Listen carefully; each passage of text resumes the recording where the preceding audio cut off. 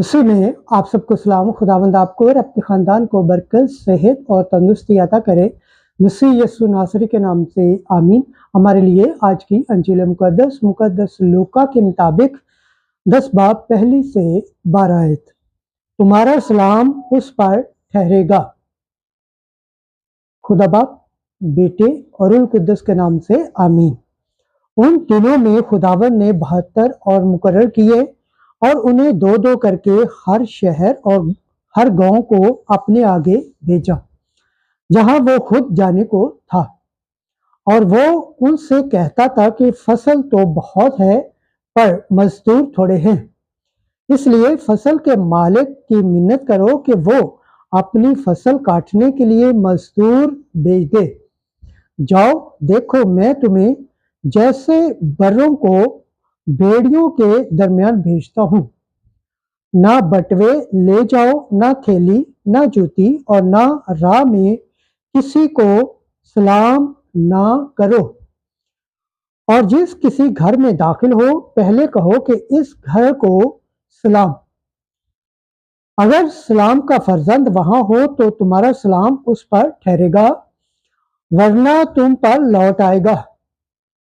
और उसी घर में रहो और जो कुछ उनके पास हो खाओ और पियो, क्योंकि मजदूर अपनी मजदूरी का हकदार है।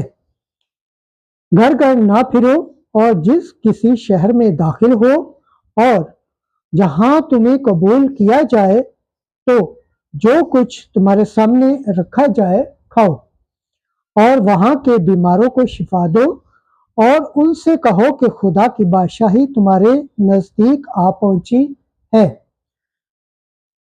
लेकिन जिस किसी शहर में तुम दाखिल हो जहां तुम्हें कबूल ना किया जाए, वहां के चौकों पर जाकर कहो कि हम इस गर्द को भी जो तुम्हारे शहर से हमारे पांव पर पड़ी है तुम पर झाड़ देते हैं, मगर ये जानो कि खुदा की बादशाही नजदीक आ पहुंची है।